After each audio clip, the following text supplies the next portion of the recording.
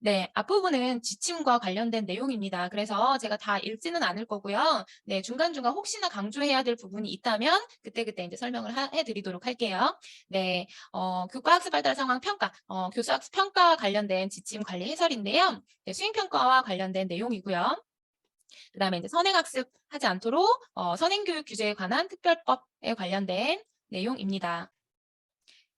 그다음에 여기에서 네, 한 가지는 말씀드릴게요. 저희 지침에 문항별 배점을 표시해서 지필평가는 가급적 100점 만점으로 출제한다라고 되어 있습니다. 가급적 100점 만점이기 때문에 대체로 100점 만점으로 이제 출제를 하고 채점을 하시지만 학교에서 상황에 따라 100점 만점으로 처리할 수 없는 상황이 있으신 걸로 알고 있어요. 네, 그런 경우에는 100점이 되지 않는다고 하더라도 만점 처리를 할 수는 있습니다. 네, 뒤에서 나오겠지만 100점 만점으로 처리하지 않은 지필평가에 대해서는 이제 학적 변동자들은 그 시험이 100점 만점이 아니었다는 걸 이제 남겨둘 필요가 있거든요. 그래서 학적 변동자들은 요 100점 만점이 아닌 거에 대해서는 조금 신경을 써주셔야 됩니다. 뒤에서 한 번 더 말씀드릴게요.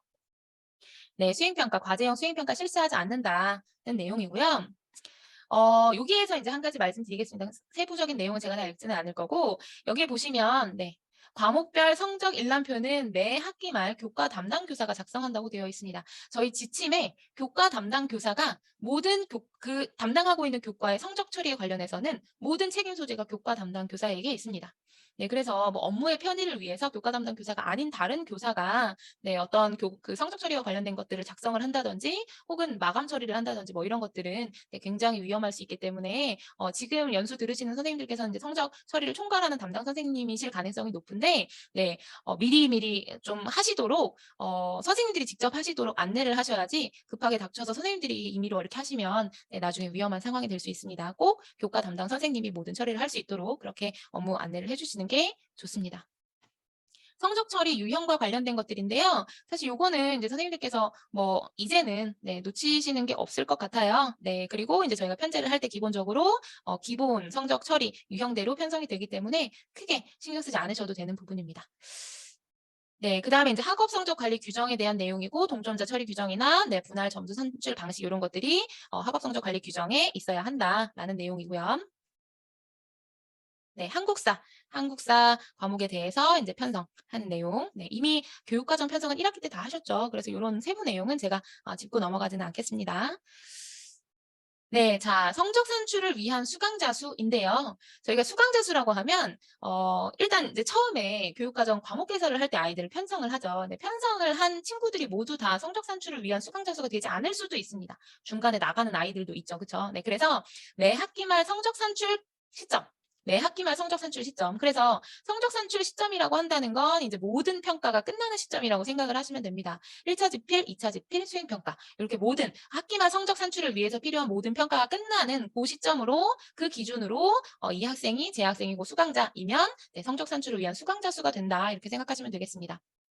교육감 승인을 얻어서 학과별로 학생을 선발하는 경우 이런 학교도 있죠. 그런 경우에 수강자 수를 별도로 따로 할 수 있다. 이제 저희가 단위 수가 같고 수강 시기가 같은 경우에는 모두 다 학년 구분하지 않고 네, 성적 처리를 하잖아요. 그런데 이제 학과별로 수강자 수를 정할 수 있는 건 이런 학교들에 있다. 대부분의 학교가 해당 사항은 없을 거라고 생각이 되기는 합니다. 네. 네. 그래서 조금 전에 말씀드렸는데 동일한 교과 과목이고 단위수와 수강 시기 같은 경우에는 모두 다 수강자 수로 해서 학년 구분하지 않고 성적 산출을 해야만 한다. 네. 이미 잘 알고 계시는 내용일 거라고 생각이 되고요. 네. 학과별로 수강자를 결정할 수 있는 학교는 학교에서 임의로 우리 학교는 이래 아니 결정하는 게 아니라 네. 그 교육청에서 교육감의 승인을 얻어서 학생들을 선발할 때부터 이미 승인을 얻어서 선발한 학교에 한해서 그렇게 할 수 있다. 네, 알고 계시면 되고요. 위탁 학생입니다. 위탁 학생들이 이제 돌아오면서 성적을 가지고 오는 시기가 얼추 되었죠. 그래서 위탁 학생이 위탁교에서 성적을 가지고 온다. 그런 경우에는 위탁교의 성적을 인정하고 제적교에서 성적 산출에는 포함하지 않는다.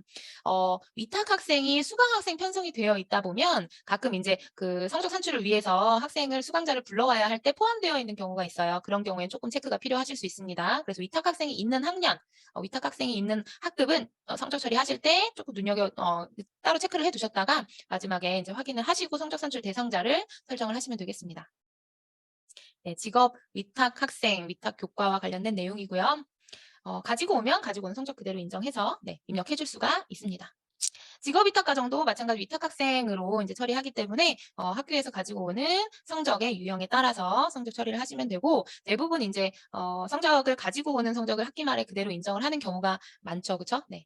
그래서 고 학생들은 위탁학생 성적을 어디에서 등록을 하는지 네 누가 등록할 건지 그것만 기억하시면 될 것 같아요. 뒤에서 메뉴로 한 번 더 보여드리도록 하겠습니다.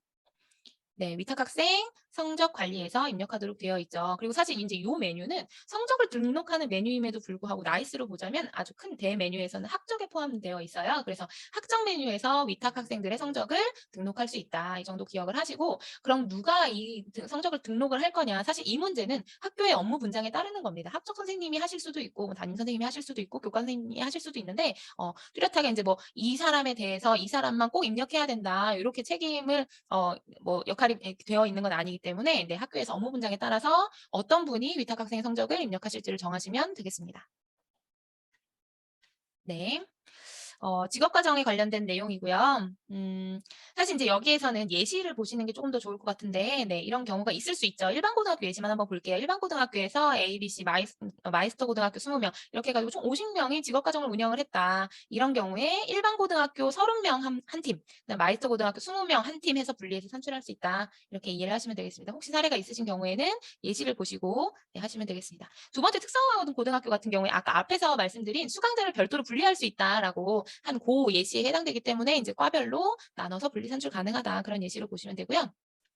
네. 동점자 발생하는 경우에 해당 최상위 석차를 부여합니다. 요거는 나이스에서 시스템이 알아서 잘 해 줍니다. 네. 그래서 선생님들께서 뭐 동점자가 나타난 경우에 이 친구들을 어떻게 해야 되냐 사실 신경 쓰실 부분은 없고 만약에 동점자를 석차를 구체적으로 가려야 되는 상황은 어떤 상황이냐 하면 이제 학교에서 교과 우수상 주실 때 인원으로 뚝 잘라서 주는 경우가 있을 수 있죠. 근데 1 등급은 넘칠 수도 있거든요. 그런 경우에 인원을 정확하게 상위 4% 잘라야만 한다. 그런 경우에 인제 동점자 처리 규정에 따라서 사실 석차를 매겨 가지고 잘라내야 되는 게 맞기는 합니다. 여기에선 지금 나이스 시스템에서 동점자를 어떻게 처리하고 있냐라는 설명입니다. 네. 현장 실습생 성적 처리 방식이고요.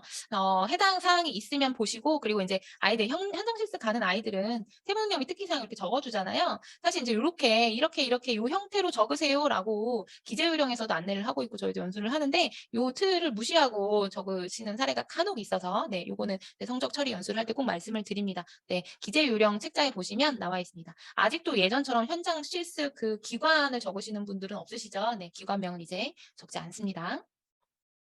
네, 현장 실습 관련된 내용이라서 간단하게 넘어가도록 하겠습니다. 클러스터 학교 간 통합 선택 교과 공동 교육 과정입니다. 네, 그래서 거점학교라는 게 이제 클러스터 교과목을 개설한 학교가 되겠죠. 네, 거기에서 개설된 과목에 대해서 어떤 학교 학생이든 수강 학생 모두를 수강자 수로 해서 성적을 산출한다. 네, 잘 알고 계실 거라고 생각이 되고요. 지금 특목고는 없기 때문에 특목고 이야기는 제외하고 말씀을 드리겠습니다. 네. 자 그런데 사실 인제 저희 지역 그 부천 지역에서는 크게 네 해당 사항은 없을 것 같은데 교육감이 허용하는 범위 내에서 거점 학교 학생과 타교 학생을 분리해서 타교 학생만을 대상으로 공동 교육 과정을 운영하는 경우가 있는데 만약에 있다면 확인하시면 되겠지만 요것도 네 간단하게 넘어가도록 하겠습니다. 그다음에 이제 재학생, 전입생, 편입학생 네 요런 학적 변동자들에 대한 성적 처리 방식은 사실 지침을 확인하는 것보다는 뒤에서 어떻게 처리를 하는 처리 요령을 말씀드리는 게 더 좋을 것 같아서 뒷부분에 조금 더 무게를 두고 네 뒤에서 상세히 설명을 드리도록 하겠습니다. 네. 맞춤형 고등학교, 산업소요 맞춤형 고등학교 이야기도 저희 인문계 고등학교, 일반계 고등학교에서는 크게 해당 사항이 없기 때문에 넘어가도록 하고요. 네. 학기말 성적을 포함해서 아이들 성적 처리 확인하실 때에는 개인별 성적 일람표를 활용을 하시라고 저희는 꾸준히 안내를 드리고 있습니다. 개인별로 출력하면요. 아이들 서로 아이들 간에 성적 정보가 노출될 일이 전혀 없거든요. 아이들 한 명 한 명별로 성적이 인제 나타나는 일람표이기 때문에 요 일람표를 활용하셔서 아이들 확인 서명 받으실 때 이용하시라고 말씀을 드립니다. 요 메뉴는 한번 들어가 보셔도 좋을 것 같아요. 네. 성적 조회에서 개인별 성적 일람표 조회에 들어가시면 3 개의 탭이 있습니다. 네, 요렇게 3 개의 탭이 있습니다. 지필평가, 수행평가, 그리고 학기말. 그래서 지필평가 볼 때마다 각 지필평가별로 네, 고사 여기서 선택하실 수 있거든요. 네. 그래서 고사별로 지필평가든 수행평가든 학기말이든 다른 학생들에게 노출되지 않게 개인정보를 보호하면서 서명을 받을 수 있는 그 일람표 루트라고 생각하시면 됩니다. 네. 그다음에 인제 저희가 이제 아이들 지필평가 답안지는 5 년간 보관하도록 되어 있죠. 네. 아마 인제 성적계 선생님이나 교무부에서 하실 것 같고 성적 처리가 끝난 지필평가 학생 답안지 같이 정보표, 문항 정보표와 출제 원안지 마찬가지로 5년 동안 보관하도록 되어 있습니다. 수행평가는 좀 다르죠, 선생님. 네, 수행평가는 수행평가 결과물. 수행평가의 결과물은 아이들이 직접 뭔가를 수행해서 제출한 그 결과물을 얘기를 하는 거고요. 이 수행평가 결과물을 어떻게 보관할 거냐는 학업성적관리위원회의 심의를 거쳐서 결정한다 되어 있는데 대체로 선생님들 학기 초에 작성을 하시는 평가 계획 안에 포함이 되어 있을 겁니다. 그래서 그 평가 계획 안에 수행평가 결과물은 뭐 학년도 성취 처리가 완전히 끝나면 파기한다. 혹은 아이들에게 돌려준다. 이런 식의 해결 그 처리 방법이 분명히 명시가 되어 있을 거고 그 명시된 평가 계획이 학업성적관리위원회 심의를 통과를 하죠. 네, 그래서 그대로 처리를 하시면 됩니다. 다만 네, 아이들의 서명 자료라고 생각하시면 됩니다. 지금 여기에서 얘기하는 성적 처리가 끝난 수행평가의 중요한 자료는 성적에 대해서 아이들이 확인하고 서명한 일람표라고 생각하시면 되겠죠. 그래서 일람표는 학교에서 졸업 후 1년 이상 보관하도록 되어 있습니다. 네.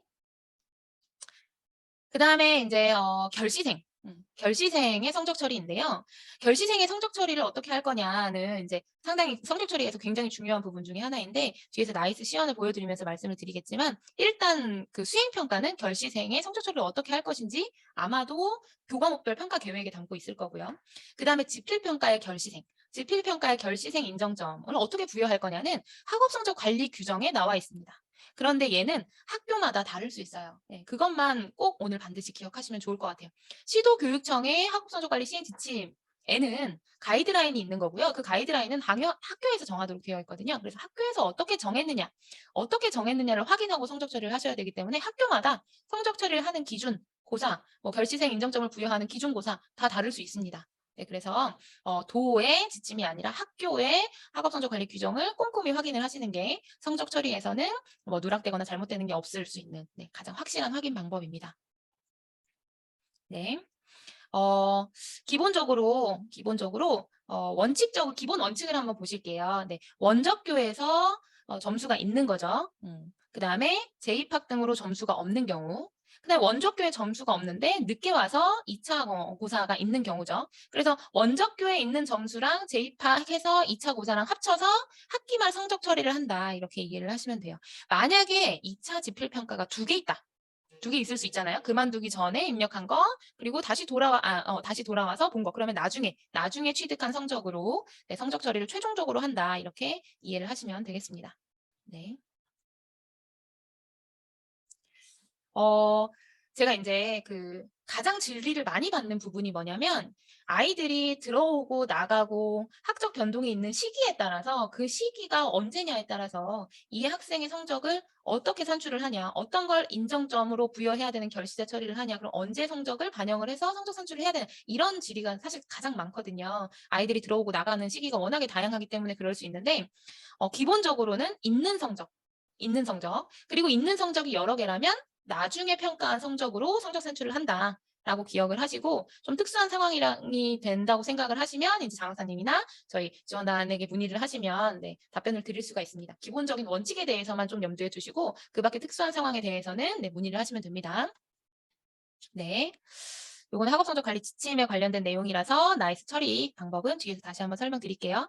네, 아까 말씀드렸습니다. 저희가 그 성적을 산출하는 산출 대상자는 최종 시험일, 이 최종 시험일 그 시점으로 기준으로 해서 그때 수강자이면 성적 산출을 모두 다 반영을 해 주셔야 됩니다. 네. 지금 지침에 관련된 내용은 뒤에서 네, 실질적으로 시스템상에서 어떻게 처리를 하는지 말씀을 드릴 때 한 번 더 나오기 때문에 제가 조금 더 빨리 설명하고 넘어갈 수 있습니다. 네.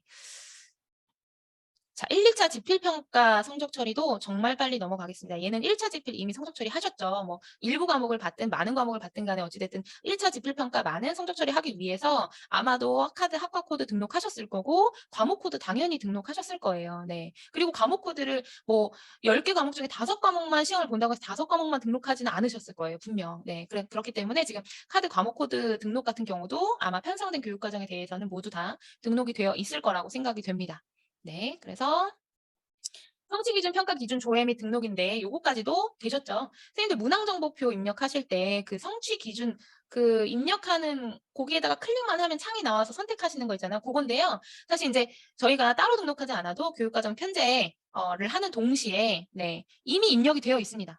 선생님들이 따로 입력 안 하셨잖아요. 그죠? 입력이 되어 있습니다. 그래서 크게 신경 쓰지 않으셔도 되는 부분인데 다만 인제 이러실 수는 있어요. 얘가 기본적으로 등록되어 있는 거 말고 선생님이 평가를 실제로 하시면서 평가 기준으로 삼고 싶은 걸 수정해서 입력을 하실 수도 있거든요. 네. 그래서 조회 및 등록이라고 말씀을 드리는데 성취 기준이 이제 자동으로 입력이 되는데 평가를 하실 때 참고하시도록 평가 준거, 성취 기준을 선생님들별로 설정을 하실 수가 있습니다. 그래서 성취 기준을 수정하셔 가지고 네, 설정할 수가 있는데요. 그런 경우 여기 지금 비어 있죠. 평가 준거 성취 기준 여부에 나오게 됩니다. 만약에 수정을 하신다면요. 그래서 과목별로 재구조화한 성취 기준을 만약에 여기에서 새로 등록을 하시면 새로 등록하고 저장을 하시면 그러면 요렇게 평가 준거 성취 기준이라고 추가로 나옵니다. 그래서 실제로 선생님들이 문항 정보표에 얘를 반영하실 수가 있어요. 내가 수정한 평가 준거 성취 기준으로 문항 정보표에 해당 성취 기준의 내용을 반영하실 수가 있습니다. 네. 그래서 요거까지는 문항 정보표에서 아까 말씀드렸다시피 성취 기준란에 클릭만 하시면 이렇게 새로운 창이 나오고 거기에서 인제 최대 6개까지 선택을 해서 문항 정보표까지 작성을 하실 수가 있습니다. 네. 그다음에 인제 지필평가 고사 관리라고 해서 요것도 다 이미 설정해 두셨죠. 1차 지필이 끝났기 때문에. 네. 끝났기 때문에 그렇고요. 사실 인제 지필평가 기간을 등록을 하는 이유는 요거라고 생각하시면 돼요. 네. 지필평가 기간 전에 시행 일자 전에 OMR 답안이 업로드가 되는 것들을 제한하는 그런 어떤 기능이라고 생각을 하시면 됩니다. 이후에는 얼마든지 OMR 다시 읽고 다시 쓰고 네 다시 채점하고 가능하죠. 이전에만 업로드가 제한이 됩니다. 정렬 순서 부여는 지금 이제 2차 지필평가 시즌이잖아요. 사실 사용하시면 굉장히 좀 유용한 기능인데 많이들 안 쓰시더라고요. 저희 학교도 안 되어 있더라고요. 선생님들 문항 정보표나 뭐 이런 성적 처리에 관련된 그 메뉴에 들어가시면 기본 디폴트로 1차 지필평가가 처음으로 나온다. 그래서 화살표를 굳이 눌러서 2차 지필로 바꿔야만 한다. 그런 경우에 이제 정렬 순서 때문에 그렇거든요. 네, 이렇게 정렬 순서 여기 보이시죠? 네. 정렬 순서가 1이면 1, 첫 번째 1차 지필, 두 번째 2차 지필 나오는데요. 이 정렬 순서 2, 1로 바꾸면요. 여기 위에 2차 지필이 나옵니다. 네. 요 두 개의 순서를 바꿀 수가 있어요. 이게 이제 모든 메뉴에서 성적 처리와 관련된 메뉴에서 요 조그마한 체크박스 요 박스가 나오잖아요. 요 박스에서 그냥 편의상 2차 지필 기간이니까 2차 지필이 먼저 기본적으로 기본 선택 사항으로 나오도록 설정하는 기능이라고 보시면 됩니다. 그래서 요거는 이제 지필평가 고사 관리 요 메뉴에 대해서 권한이 있으신 아마 성적계 선생님께서 설정을 해 주실 수가 있기 때문에 네, 참고하시면 좀 유용할 수 있습니다. 지필평가 과목 관리도 하셨지요. 네. 그래서 아마 지필평가 과목 관리에서 보다는 네, 선생님들 요 메뉴를 더 많이 쓰셨을 것 같은데요. 그죠? 반영 비율 만점 관리. 반영 비율 만점 관리에서 선생님들께서 잠시만요. 네. 반영 비율 만점 관리에 선생님들께서 지필평가와 수행평가의 반영 비율 만점을 입력을 해 주시면 지필평가 과목 관리에 나옵니다. 그죠? 네. 지필평가 과목 관리. 그래서 이렇게 이해하시면 돼요. 이 지필평가 과목 관리와 수행평가 영역 관리 요 두 개의 메뉴가 있잖아요. 예. 요 두 개의 메뉴는 여기 한 군데에서 바로 처리 가능한 반영 비율 만점 관리 요 메뉴에서 바로 처리 가능한 그래서 두 개의 메뉴를 한 방에 처리할 수 있는 게 반영 비율 만점 관리이기 때문에 그래서 아마도 교과 선생님들께 여기 메뉴에서 지필이랑 수행평가 만점이랑 반영 비율 등록해 주세요. 아마 학기 초에 다 입력이 되어 있을 거라고 생각이 듭니다. 여기에서 체크하실 건 딱 하나죠. 네, 반영 비율의 총 합이 100인지 확인하시면 되고요. 자, 지금 얘는 이 메뉴에 대한 설명인데요. 근데 크게 사실 신경 안 쓰셔도 되는데 이제 이 메뉴를 쓰실 일에 대해서 어떤 상황에서 이 메뉴를 쓰게 되실지에 대해서 잠깐 간략하게 말씀을 드리면 결시생 인정점을 부여하실 때 학교 자체 인정점 부여하시는 경우 있으시죠? 네. 결시생 인정점 부여를 어떤 일정한 기준에 따라서가 아니라 뭐 코로나 때문에도 특수한 상황일 수도 있고 3학년이라서 특수한 상황일 수도 있고 어찌 됐든 학교에서 학교 자체 인정점 부여를 하실 수 있어요. 학교 인정점 자체 인정점에서 만약에 어떤 지필평가에 대한 평균 점수가 필요하시다. 평균 점수의 몇 퍼센트, 평균 점수에 대해서 어느 정도의 비중을 두고 네, 인정점을 주겠다라는 기준이면 평균 점수가 필요하잖아요. 그 평균 점수를 여기에서 여기에 있는 자료로 내시라고 말씀을 드립니다. 뒤에서 한 번 더 말씀드릴 텐데요. 근데 여기에도 자료가요. 평균도 있거든요. 표준 편차도 있고. 평균이나 표준 편차는요. 응시생과 총점을 응시생 수로 나눈 결과를 소수점에서 자르거나 올림한 결과기 때문에 이거 쓰지 마시고 이 두 개로 직접 나누시라고 말씀을 드립니다. 네, 한 번 더 말씀드릴게요. 성적선 담당 선생님께서 이 지필평가 과목관리라는 메뉴를 쓰실 일은 결시자 인정점 부여를 학교 자체 인정점 부여를 하시는데 평균 점수가 필요할 때. 어, 지필평가 과목관리에서 과목을 등록하면 이렇게 지금 이렇게 네모가 보이시죠? 입력할 수 있는 상태라는 거거든요. 근데 성적 처리가 완료되면 입력할 수 없는 상태로 바뀝니다. 네, 아까랑 다른 화면인 걸 확인을 하셨을지 모르겠어요. 만약에 지금 뭐 나이스가 가능을 하시면 1학기로 넘겨서 1학기 때에 이 지필평가 과목관리에 들어가 보시면 1학기 지필평가 과목관리에는 학기말 반영 비율이랑 과목 만점 옆에가 내가 뭔가 수정할 수 있는 상황이 아닌 그런 자료로 나올 거예요. 근데 2차 지필을 앞두고 2차 지필 아직 보지 않은 상태에서 지필평가 과목관리를 가시면 수정할 수 있는 상태로 아마 보이실 겁니다. 얘가 마감이 되면 이렇게 화면이 바뀝니다. 네, 같은 메뉴인데요. 마감되면 마감 전이랑 후랑 화면의 형태가 좀 바뀌어요. 네, 그것도 아실 수가 있습니다. 네. 수행평가 영역관리는 넘어가겠습니다. 네, 그래서 전체 반영 비율이 100이 되도록 하시면 되고 아까 말씀드렸다시피 이 두 개의 과정을 한 개의 과정, 한 개의 메뉴에서 처리하실 수 있습니다. 네, 그래서 최종적으로 여기 100% 전체 영역의 반영 비율의 합산이 100%가 됐는지 확인을 하시면 완료가 됩니다. 네, 그 다음에 성적 파일을 올리셔서 네, 확인하시고 채점하시면 되시죠. 네, 이건 하고 채점하시면 되고 채점하기 전에 이제 문항정보표 등록하는 내용 나와 있고요. 문항정보표에는 그 지필평가 설정된 기간 동안에는 최초에 입력한 선생님만 계속 접근하셔가지고 수정하고 조회하고 출력할 수 있는 거 알고 계시죠? 네, 그래서 한 개의 과목이라도 여러 선생님이 들어가시는 경우에 처음으로 접근해서 입력하신 선생님께 지필평가 시행일자 기간 동안에는 권한이 부여된다. 이 시행일자가 끝나고 나면 같이 들어가신 선생님들 조회하시고 출력하실 수 있습니다. 네, 지필평가 시행일자 동안에 그렇다는 거 알아두시면 되고 만약에 A라는 선생님이 최초에 등록을 하셔가지고 권한이 있는데 불가피하게 그 시행일자가 끝나기 전에 B라는 선생님이 그 권한이 필요하다라고 할 때는 권한관리 선생님께 권한 부여를 요청을 하셔야 됩니다. 네, 그래서 지필평가 시행일자 동안에는 한 과목당 한 분의 선생님만 문항정보표에 접근해서 수정하고 출력하고 조회할 수 있다. 네. 성취 기준 아까 6개까지 네, 선택할 수 있다는 거 말씀을 드렸고 재시험 치르지 않고 모든 학생에게 일괄 점수를 부여하는 경우 많지는 않으시죠. 네, 만약에 문항 오류가 생겨서 그 해당 배점에 대해서 모든 학생에게 다 점수를 주겠다. 그러면 문항 정보표에다가 기타 2의 점수, 그 점수를 그냥 입력을 해서 채점을 하면 그 점수가 배점이 모든 학생들에게 들어갑니다. 그래서 해당 문항의 무표기 학생도 점수를 다 받게 됩니다. 아예 답안을 체크하지 않은 아이들도 그 배점은 다 기본적으로 받게 되는 거죠. 그런데 이렇게 처리할 수 있어요. 5개 모두를 정답 처리하겠다 학교에서 이렇게 정하신 겁니다.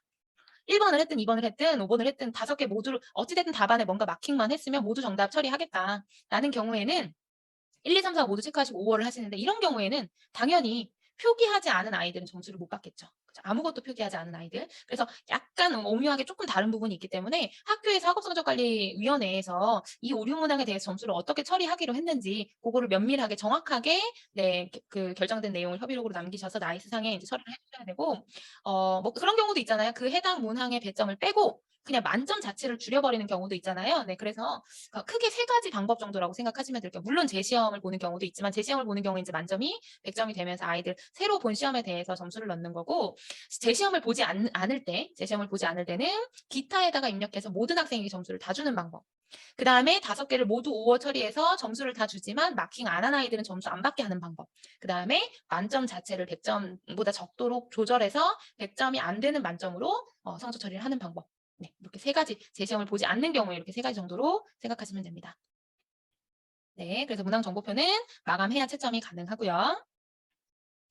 마감을 풀었다가 다시 마감을 하시면 아마도 채점을 다시 하라고 안내창이 나올 겁니다. 그래서 문항 정보표를 한번 마감을 풀게 되시면 다시 마감을 하시고 나서 업로드를 다시 하지 않는다고 하더라도 채점을 꼭 다시 한번 눌러주셔야 될 거예요. 네, 아까 말씀드렸는데 문항 정보표는 시행 일자 기간 동안에 한 분만 접근하실 수 있거든요. 그런데 만약에 불가피하게 그 중간에 다른 선생님께 권한이 필요하다라고 생각이 되시면 권한관리자에게 권한을 부여받으셔야 됩니다. 이 메뉴는 지금 연수 들으시는 선생님들은 없으실 수 있어요. 이 메뉴는 문항정보표 사용자 관리라는 메뉴는 권한관리자 선생님께 있습니다. 네, 그래서 요청을 하셔야 되고요.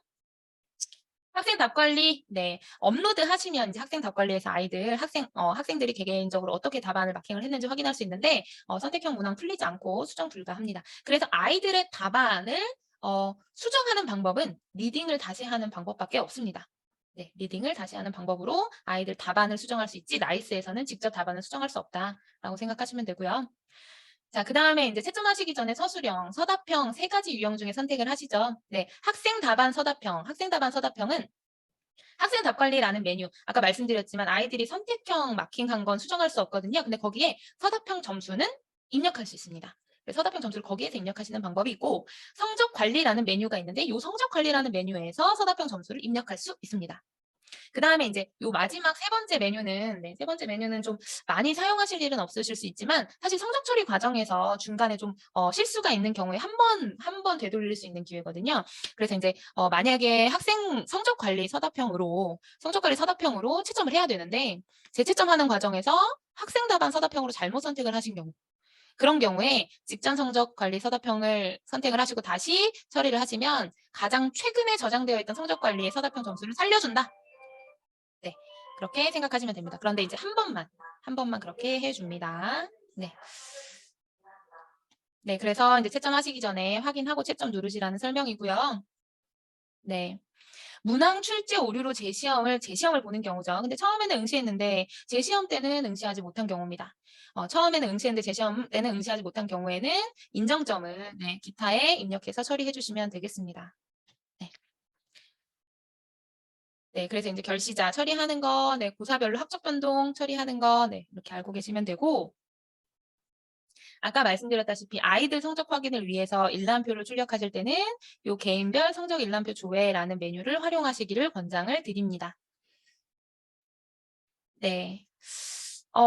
아까 이 지표평가 과목관리라는 메뉴를 선생님들께서 활용하실 일이 이럴 때 있습니다라고 말씀을 드렸는데, 결시생 인정점 산출을 학교에서 자체적으로 산출해서 입력하시는 경우에 필요한 평균, 표준 편차, 그런 자료들을 필요하실 때 산출을 하시려면 이제 요 메뉴에서 나오는 그 자료들을 이용해서 그 자료를 응시생 수로 총점을 나눠서 나온 평균으로 활용을 하시라고 말씀을 드립니다. 교과별 담당 교사 선생님께서 교과 마감하시고 성적 처리 담당 선생님께서 최종적으로 마감 정보를 저장을 하시죠. 네, 요 단계를 선생님들께서 대신 하시지 말라는 강조를 드렸어요. 교과 담당 선생님이 반드시 본인이 맡은 학급에 맡은 반에 성적 마감을 하실 수 있도록, 꼭 직접 하실 수 있도록 안내해 주시면 좋겠습니다. 아까 말씀드렸다시피 이제 채점 이후에 문항정보표에 수정이 생긴 거예요. 그런 경우에 재채점을 하셔야만 마감이 됩니다. 아마 마감하려고 하면 채점을 다시 해야 된다는 뭐 그런 안내 문구가 나오게 될 거예요. 네. 그래서 요 마감 정보 저장 요거 누르시는 게 지금 연수 듣고 계신 선생님들께서 하시는 겁니다. 네. 자, 오류가 발생한 학생 답을 수정해야 할 때 학생 답입니다. 선생님들께서 문항 정보표에 정답을 잘못 입력하시면 마감 풀고 다시 바꿔서 저장하고 마감하시면 되죠. 근데 학생 답을 수정한다면, 네, 아까 말씀드렸다시피 리딩을 다시 하는 방법밖에 없습니다. 리딩을 다시 하셔가지고 업로드 하시면 되고요. 문항 오류 시 처리 방법입니다. 일단 문항 오류가 생기면 재시험을 볼 것인가, 재시험을 안 보고 처리할 것인가. 그죠? 그게 최우선이 될 것 같고, 재시험을 보게 되시면 재시험 보고 나서 이제 그 성적대로 처리를 하시면 되는데, 재시험을 보지 않아요. 재시험을 보지 않고, 네, 표기를 안 해도 점수를 주는 방법, 표기를 한 학생만 점수를 주는 방법, 아까 말씀드렸습니다. 기타 점수에 입력을 해서 점수를 주는 방법, 아니면 5어로 처리해서 표기를 한 학생들만 점수를 주는 방법. 여기 하나 더 말씀드렸었죠. 네, 만점을 줄이는 방법. 네, 그렇게 세 가지. 혹은 재시험. 이렇게 생각하시면 되겠습니다.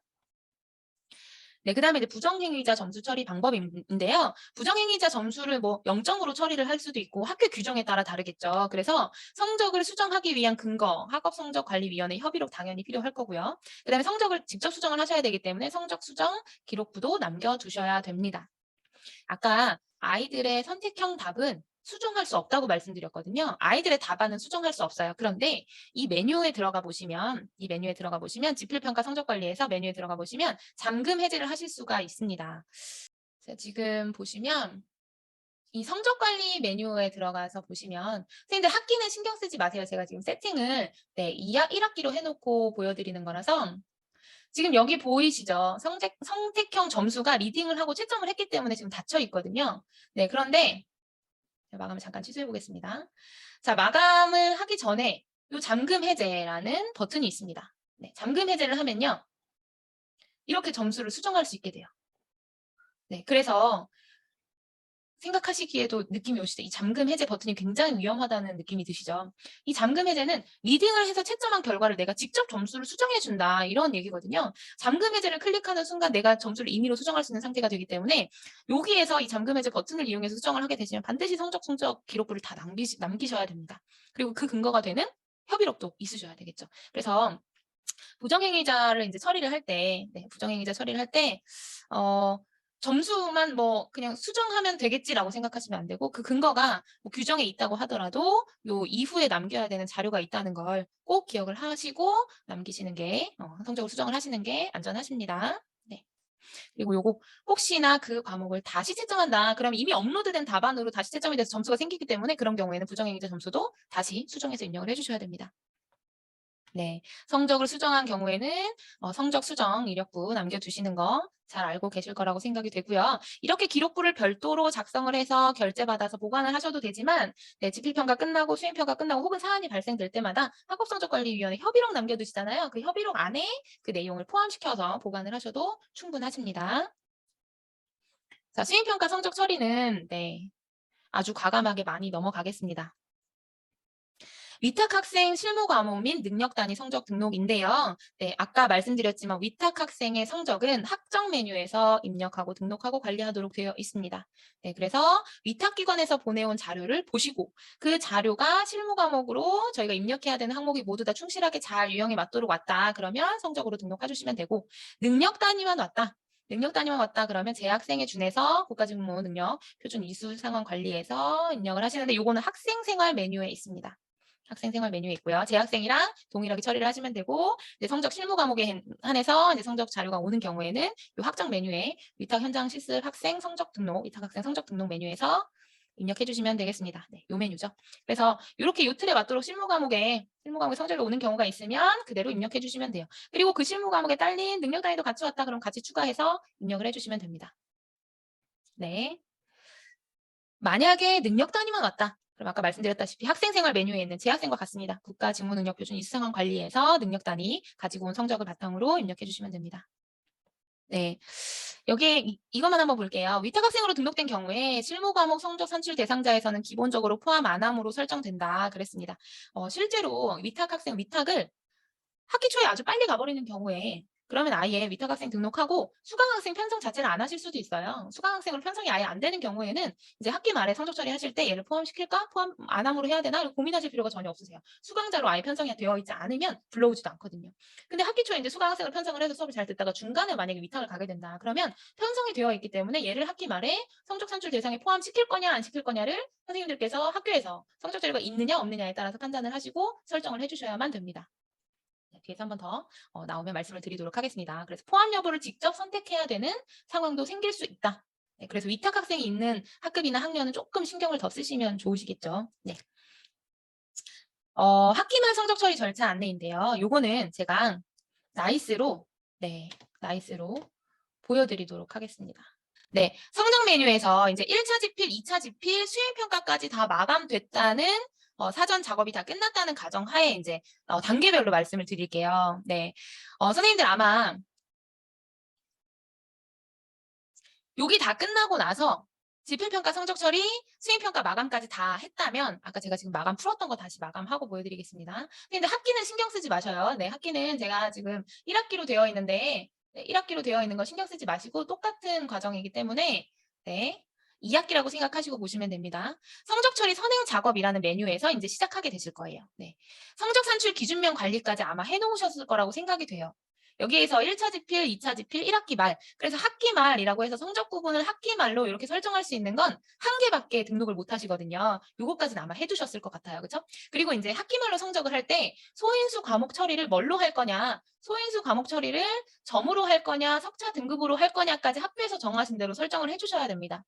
소인수 과목이 여러 개예요. 근데 여러 개라고 해서 그 여러 개를 어떤 거는 점으로, 어떤 거는 석차 등급으로 이렇게 하실 수는 없습니다. 그래서 학교에서 한 가지 방법으로 정하시면 그 한 가지 방법으로만 소인수 과목은 처리를 하실 수가 있습니다. 거의 대부분 점으로 표기? 네로 하시지 않을까 싶어요. 그래서 만약에 수정하고 싶으시면 다시 클릭하셔가지고 네, 정하시면 돼요. 입력하실 수도 있고. 근데 이제 나이스에서 성적 처리 하시면서 이렇게 보시면 이렇게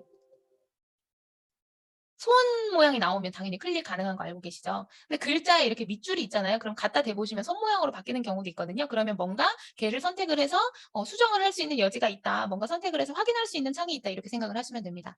그래서 여기까지 아마 등록을 해 놓으셨을 것 같고, 그다음에 이제 성적 산출 대상 고사 영역 관리를 보겠습니다.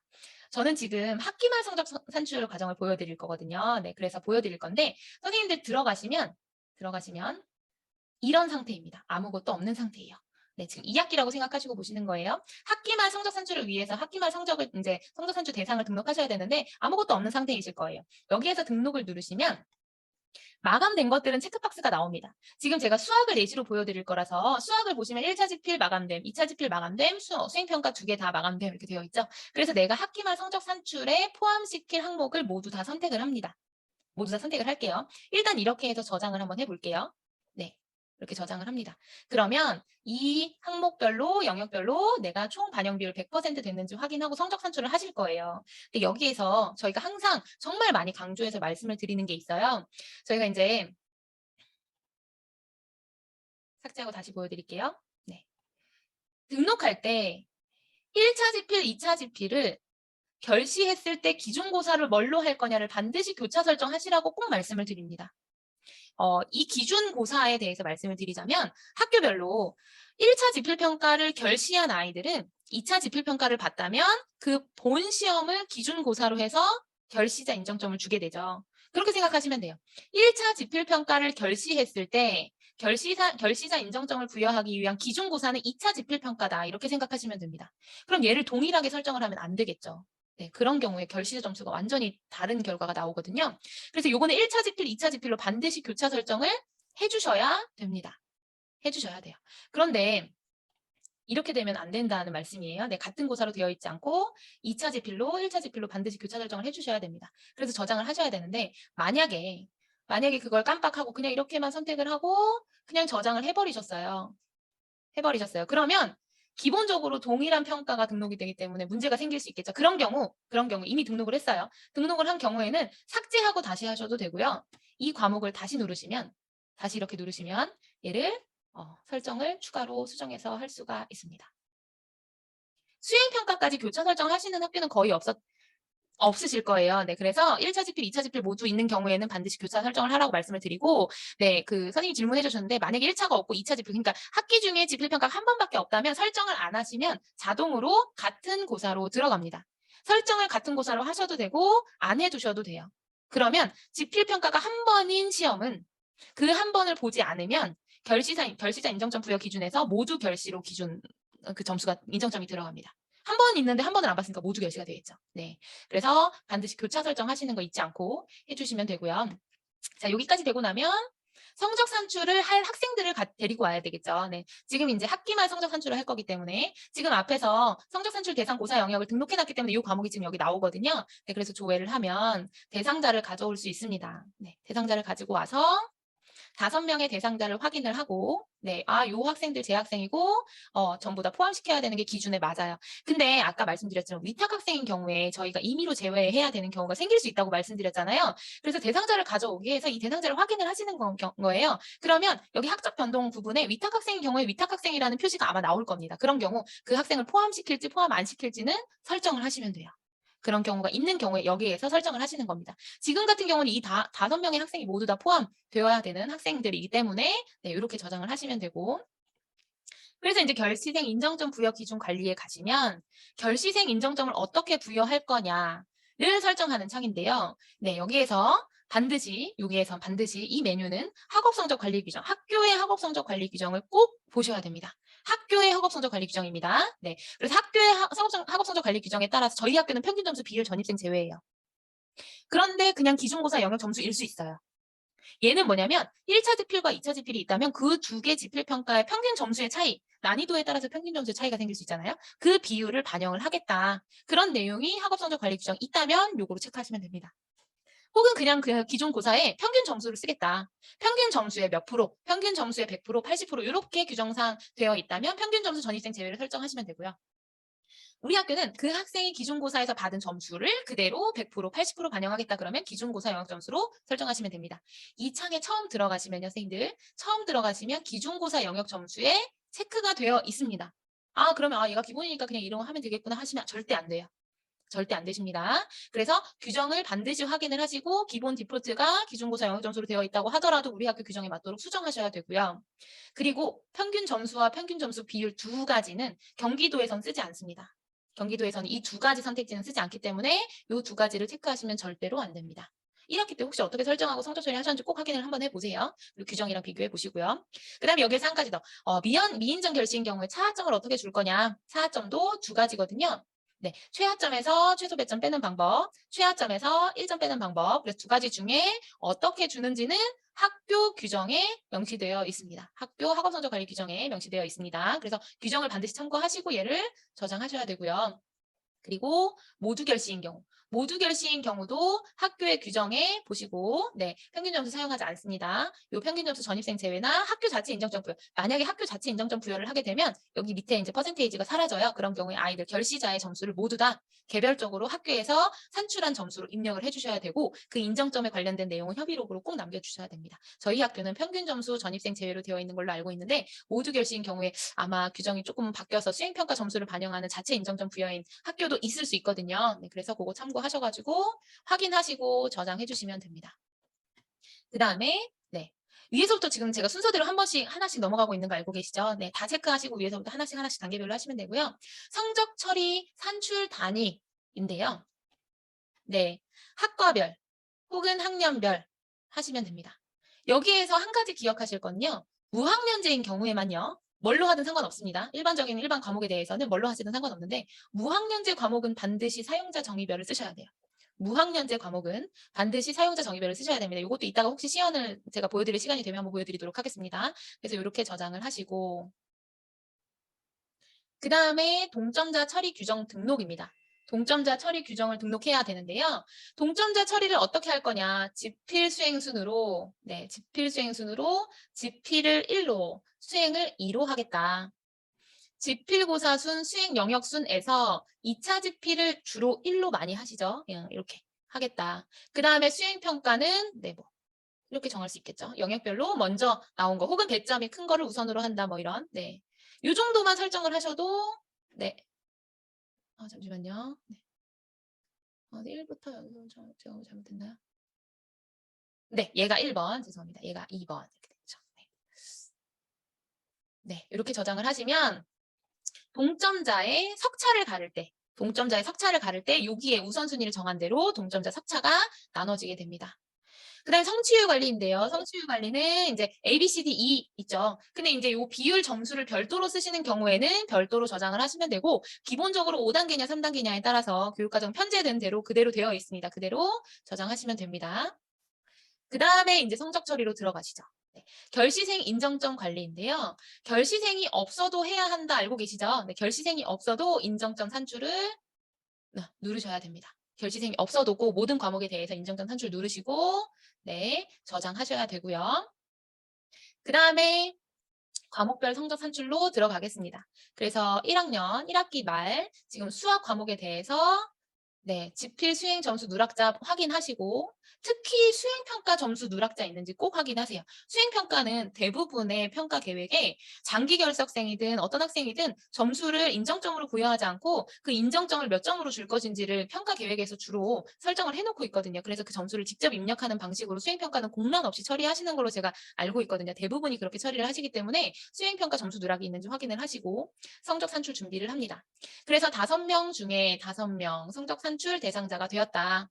전체 대상자는 이제 처음에 수강 학생 편성될 때 편성된 아이들일 수 있어요. 근데 그 학생들 중에 뭐 위탁 학생이 있다든지 중간에 그만둔 학생들이 있다든지 그런 경우에는 실제로 학기 말 기준으로 성적 산출에선 빠질 수도 있잖아요. 그래서 그 인원 중에 총 최종적으로 성적 산출을 해야 하는 아이들은 5명이다. 이런 인원수라고 생각하시면 되고요. 산출하겠습니다. 성취율 관리 제가 성취율 관리를 안 했나요? 성취율 관리를 잠시만요. 네. 성취율 관리를 제가 안 했군요. 네. 적용을 해서 저장을 했어야 되는데 그냥 저장만 했네요. 그래서 성취율 관리 안 했더니 성적 처리가 안 됩니다. 그래서 앞에 선행 작업에서 뭐 하나 안 되면 성적 처리를 할 수가 없습니다. 다시 한번 해보겠습니다. 그래서 1학기 말 수학 과목 성적 산출 준비 산출하시면 네.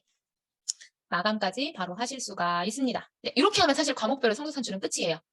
그렇죠. 네, 그리고 이제 마지막에 마감 처리만 하시면 되는 거고, 여기서 한 가지만 더 알려드릴게요. 고등학교 같은 경우 교환교과 있는 과목 있을 수 있잖아요. 교환교과 이제 처리할 제가 지금 여기 테스트 서버에다가 편성을 안 해놨는데, 교환교과 뭐 진로나 뭐 보건이나 뭐 이런 거 있을 수 있잖아요. 그런 경우에 요 메뉴에서 이수 처리하는 거 꼭 학기말 성적 처리하실 때 빠뜨리지 마시라고 말씀을 드립니다. 그런 다음에 이제 모든 과목이 다 산출이 되면, 네, 성적 산출 마감 관리에서 학기말 성적. 지금 보시면 제가 1학기 1학년 수학만 했거든요. 네, 마감까지 아까 눌렀기 때문에. 그래서 네, 저장하시고 다 되고 나면 승인 요청하시면 됩니다. 얘가 사실은 정말 간단하게 학기말 성적 처리 과정으로 끝이에요.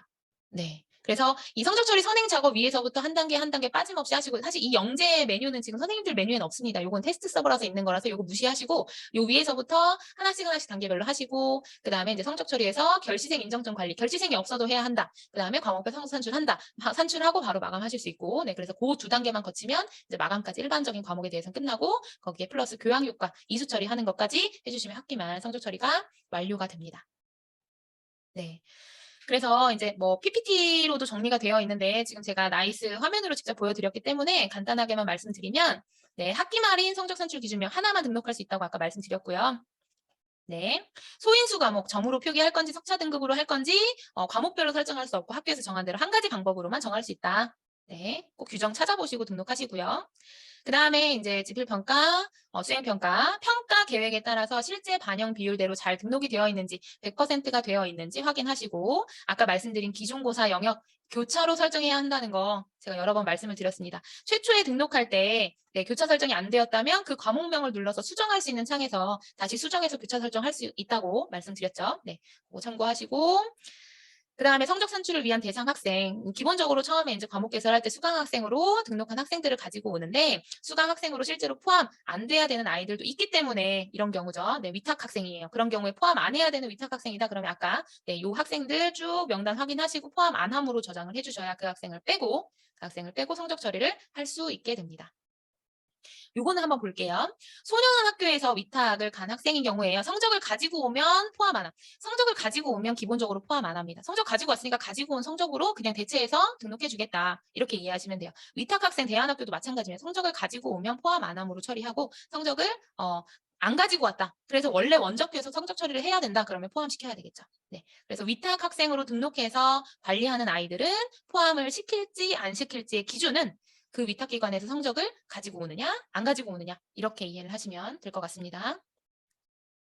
네, 그 다음에 결시생 인정점 부여 기준 관리. 아까 제가 정말 많이 강조해서 말씀드렸어요. 학교의 학업성적 관리 규정 펴놓고 확인하시고 체크하셔야 됩니다. 네, 그래서 평균 점수와 평균 점수 비율, 경기도에서 사용하지 않는데 요거로 설정해가지고 성적 산출한 학교를 제가 실제로 점검을 할 때 본 적이 있거든요. 그래서 혹시나 1학기 때랑 2학기 때 성적 담당 선생님이 바뀌셨거나 아니면 1학기 때 혹시 잘못 설정해서 하지 않았나 의심스러우시면 1학기로 돌리셔가지고 한번 확인을 해보시는 것도 정말 중요합니다. 네, 그래서 규정에 따라서 설정을 하시고, 네, 아까 말씀드렸다시피 모두 결시에서도 평균 점수는 사용하지 않습니다. 그래서 규정상 평균 점수를 이용을 한다는 이야기가 나오면 전입생을 제외한 평균 점수를 활용을 하시는 거라고 생각을 하시면 됩니다. 의외로 학교 자체 인정점 부여를 이용하시는 학교도 굉장히 많아요. 네, 수행평가 점수를 어느 정도 일정 비율 반영을 해서 모두 결시인 경우에 인정점을 주는 경우라면 그런 경우에는 이제 필요하겠죠. 그렇기 때문에 학교 자체 인정점 부여는 아닌지도 꼭 확인을 해주시고요. 네. 아까 학교 자체 인정점 부여하는 경우에 평균 점수가 필요할 수 있다고 말씀드렸어요. 이 메뉴를 앞에서도 한번 소개를 해드렸는데, 지필평가 과목관리라는 메뉴는 지필평가를 마감하기 전과 마감한 후에 화면의 구성이 다르다고 제가 말씀을 드렸었거든요. 마감하기 전에는 얘를 뭔가 수정할 수 있는 수정 가능한 입력 형태의 창이라면, 마감이 된 경우에는 실제로 마감되고 나서 산출된 성적 산출물이 이렇게 나옵니다. 그래서 학교 자체 인정점 부여로 뭔가 총점, 평균에 대한 반영 비율을 곱하셔야 되는 경우에는 응시생수와 총점을 이용해서 총점을 응시생수로 나눈 실제 데이터를 가지고 반영 비율을 곱해서 인정점을 꼭 입력을 해주셔야 됩니다. 여기에 나오는 평균 사용하지 마시라고 제가 말씀드려요. 왜냐하면 이 평균 자체가 나이스에서 자체적으로 그 소수점을 관리를 반올림 해버린 경우거든요. 그래서 실제로 나눴을 때는 소수점 아래 점수가 더 있을 수 있어요. 그걸 충분히 반영을 해줘야 되기 때문에 응시생수와 총점을 꼭 이용을 하셔가지고 필요한 평균이나 표준 편차를 산출하시라고 말씀을 드리고, 성적 집계표에 있는 점수를 꼭 사용하지 마시라고 말씀을 드려요. 성적 집계표는 중간에 들어온 아이들의 인정점이나 전입생 아이들의 타 학교 성적까지 포함된 성적의 평균일 수 있거든요. 네. 학적 변동자가 전혀 없다라면 이 자료나 그 자료나 같을 수 있는데 이 자료 그 자료의 차이는 이 성적 집계표에는 학적 변동자의 점수가 포함되어 있고 이 지필평가 과목 관리에 있는 평균이나 응시생 총점은 실제로 시험을 본 학생들의 자료만 포함되어 있기 때문에 얘를 이용하셔야 되는 겁니다. 네, 그 의미를 이해하시면 왜 집계표에 있는 내용을 쓰지 않는지 아실 수 있고요. 그다음에 이제 최하점 같은 경우에 저희가 인정점을 볼 때 최하점에 마이너스 1점 뭐 이런 식으로 이제 인정점을 주는 경우가 있잖아요. 그런데 만약에 부정행위자가 있어요. 그래서 부정행위자가 0점 처리가 돼버리면 실제 최하점은 0점이 아닌데 그 부정행위자 점수 때문에 0점일 수 있거든요. 네, 그래서 뭐 그런 경우도 확인을 하셔야 되고 그다음에 이제 최하점을 받은 학생이 전출을 가버려요. 네. 최하점을 받아놓고 전출을 가게 되면 그 학생 점수가 사실 최하점이어야 되는데 실제 최하점이어야 되는데 그 학생 점수가 아니라 네, 그거보다 낮은 점수 혹은 0점이 최하점이 되는 경우도 있을 수 있기 때문에 네, 그래서 최하점이 변경되는 것이 이제 성적 집계표에는 반영이 되니까 실제 최하점을 위해서는 확인을 해주셔야 된다는 겁니다. 그다음에 이제 성적 산출 단위 관리는 크게 신경 쓰지 않으셔도 되고 여기에서만 무학년제인 경우에만 조금 신경 써서 사용자 정의별로 처리하시면 됩니다. 네, 그래서 기본적으로는 뭐 학년별로 혹은 학과별로 처리하셔도 크게 문제가 없습니다. 동점자 처리 규정 아까 설정하는 거 말씀드렸고 네, 우선순위대로 학교에서 정한 대로 혹은 교과 협의에 따라서 정한 대로 설정해 주시면 되겠습니다. 성취율 관리는 기본적으로 기본 비율 점수로 설정이 되어 있고 혹시 학교에서 다른 비율 점수를 이용한다면 수정해서 저장하시면 되고요. 인정점, 결시생 인정점. 결시생이 없는 과목도 인정점 부여, 인정점 산출, 저장 이렇게 해주셔야 됩니다. 아무것도 안 나오더라도 인정점 산출 한번 누르시고 저장 한번 누르시고 이렇게 해주셔야 돼요. 그래서 선생님들 클릭 정말 많이 하셔야 되죠. 이것도 과목별로 하셔야 되거든요. 제가 아까 한 과목만, 한 학급만 이렇게 보여드렸는데 한 과목만 하더라도 여러 번 클릭을 하셔야 되는데 네, 여러 개 과목을 이제 성취를 다 하시려면 결사가 있건 없건 다 하셔야 되기 때문에 여기서는 정말 좀 클릭을 많이 하셔야 되는 겁니다. 네, 다 하셔야 되기 때문에 네, 그래서 뭐 여기는 신경 안 쓰셔도 돼요. 교과목 교육과정 편성이 잘못된 경우에 성적 처리가 잘 안 되는데 이미 편성할 때 기본적으로 성적 처리 유형이 잘 저장이 되기 때문에 크게 네, 신경 쓰지 않으셔도 될 것 같고요. 아까 말씀드린 성적 처리 산출 대상자 인원입니다. 네, 아까 말씀드렸죠. 성적 산출을 이미 했는데 삭제가 되는 경우가 있을 수 있어요. 그 아까 성적 처리 그 선행 작업에서 요 어느 하나라도 성적 산출을 위한 선행 작업에서 뭐 하나라도 다시 설정한다 그러면 삭제가 됩니다. 그래서 다시 설정하면 성적도 다시 산출을 하셔야 되는 거예요. 네. 그다음에 교양교과 이수 처리 잊지 말고 하셔라라고 아까 메뉴에서 한번 소개를 드렸습니다. 네, 그래서 이수 처리하시면 되고 자, 여기에서는 요거 하나 말씀드릴게요. 네. 교양국과 이수 처리는 기본적으로 다 합니다. 그런데 이 대상이 아닌 경우가 어떤 경우냐. 학기말 성적 산출 이전에 전출해. 얘는 이미 학기말 성적 산출 대상자가 아닌 거죠. 전출 갔으니까. 그 다음에 전출교에서 학기말 성적 산출을 다 해가지고 가지고 왔어요. 그래서 걔는 우리 학교에서 성적 산출 안 합니다. 그런 경우에도 안 하셔도 되고요. 위탁교육기관에 성적 산출된 거 가지고 왔어요. 그러면 우리 학교에서 성적 산출 안 하는 대상자이기 때문에 빼놓으시면 됩니다. 기본적으로 이제 성적 산출 대상자와 동일하다 이렇게 이해를 하셔도 되고요. 아이들 성적 산출 확인은 반드시 교과 담당 교사가 하시도록 아까 안내 드렸고 그때는 이제 개인별 성적 일람표를 이용하시는 게 보안상 좋다. 네, 여러 번 말씀을 드렸습니다. 마감 하시면 되고요. 마감하신 후에 네, 상신하시면 되죠. 그래서 결제는 학기 말에 한 번, 학기 말 성적은 전체 마감 후에 학기 말에 한 번 하시면 되겠습니다. 네. 결제 완료됐는데 성적처리를 다시 해야 되거나 성적처리 문제가 있다. 그런 경우에 기결 문서 취소하시고 다시 마감 풀고 거꾸로 돌아가서 설정 다시 하셔서 해주시면 되겠습니다. 네. 그래서 학생 학부모 서비스 반영은 가급적 네, 승인 요청해서 결제가 난 뒤에 하시라고 저희는 이제 절차상 이렇게 말씀을 드립니다. 과세특 입력 모든 교과금 모든 학생 대상인 거 다들 잘 알고 계시죠? 그죠? 그리고 이제 요 예시문구 같은 경우에는 기재요령 책자에도 잘 나와 있기 때문에 해당 학생이 있는 경우에는 이제 생기부 담당 선생님께서 안내를 해주시면 될 것 같습니다. 네. 그 생기부의 교과학습 발달 상황란에 1학기, 2학기 나오는 거는 이제 집중이수가 아니고 1학기에도 배우고 2학기에도 배우는 과목인 경우에 나오게 되고 1학기, 2학기 둘 다 배우는데 둘 중에 하나의 학기에만 세특을 썼다. 그런 경우에는 학기 구분이 되지 않습니다. 어떤 과목은 나오고 어떤 과목은 왜 안 나오나요? 이런 질의를 가끔 하시는데 학기 구분이 나온다면 두 개 학기에 모두 다 세특을 입력을 하신 거고요. 학기 구분이 안 나온다면 두 개 학기에 편성은 되어 있지만 실제로는 세특을 한 개 학기에만 적은 경우에 그렇게 학기명 표기 없이 네, 입력이 됩니다. 그런 차이가 있다고 이해하시면 되고요. 그다음에 이제 지금 1학년 같은 경우에 네 영재 뭐 영재 교육, 발명 교육 뭐 이런 것들 이제 반영 대입 전형 자료에 반영하지 않는 자료잖아요. 그래서 대입 전형 자료를 생성할 때 삭제되도록 하는 거 요 식별자 네 요거 요걸 입력하고 인제 서술형으로 문구 입력한 경우에는 대입 전형 자료에서 자동으로 빠지게 됩니다. 네. 네. 그다음에 인제 편입생이나 복학생 세부 능력 및 특기사항 관리는 성적 처리 메뉴에 있고요. 이전 학년도에 이미 입력되어 있는 세특을 복사해서 과목 추가하고 옮겨서 입력할 수 있다라는 내용입니다. 네. 요거는 쪼끔 말씀을 드릴게요. 학기 중에 전이 보는 친구들이 전출교에서 세특을 써 갖고 와요. 그죠? 네. 세특을 써 갖고 오는데 세특을 써 갖고 왔지만 그 과목이 실제로 우리 학교에서는 배우지 않는 과목일 수 있잖아요. 네. 그런 경우에는 써 갖고 온 그 세특을 네 삭제하는 것이 원칙입니다. 어 이전 그 전출교에서 독서를 배웠는데 우리 학교에는 독서가 개설되어 있지 않아서 이 학생은 학기말 성적 산출을 할 때 독서를 산출하지 않아요. 그런 경우에는 전출교에서 써 가지고 온 독서 세특을 삭제하는 것이 맞다라고 일단 기본적인 원칙으로는 이렇게 이해하시는 게 좋겠습니다. 왜냐하면 세특 자체가요. 교과학습 발달 상황 밑에 세특이 인제 학생부를 출력하면 들어가죠. 그래서 교과학습 발달 상황 즉 성적이 있는 과목들의 세특 밑에 이렇게 있는 게 맞거든요. 그러니까 성적이 없는데 세특만 있는 경우가 생길 수 있기 때문에 그런 경우는 이제 삭제를 해 주셔야 된다라는 그런 설명입니다.